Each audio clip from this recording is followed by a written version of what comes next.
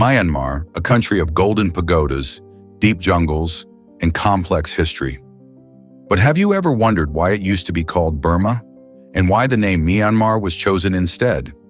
It's not just a simple swap of words. This name change is wrapped up in politics, ethnic identity, and a quest for national unity. Let's unpack the real story behind Myanmar's name and why it still sparks debate around the world. The origin of Burma. Let's start with the old name, Burma.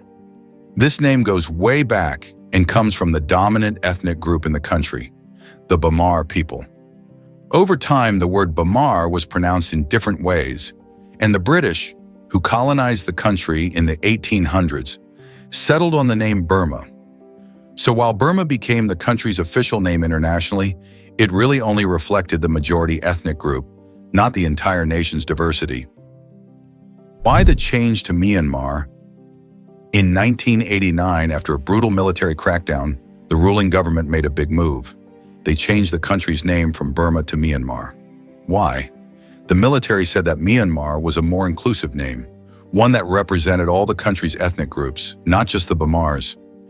Linguistically, Myanmar and Burma actually come from the same root word in the Burmese language.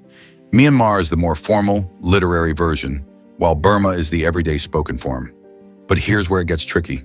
Many countries and political groups saw the name change as a way for the military regime to legitimize itself, and some refused to adopt the new name as a form of protest.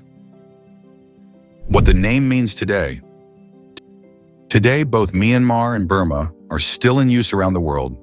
The United Nations and many Asian countries use Myanmar, while others, like the United States and the UK, have flip-flopped between the two names depending on the political climate. Inside the country, you'll hear people use both names too, depending on the context. But no matter which name you use, it's clear that this isn't just a label. It's a name that carries deep meaning about identity, history, and who gets to tell the country's story.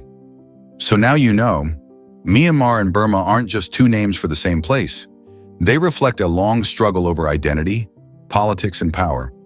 What country name should I explore next? Drop your pick in the comments.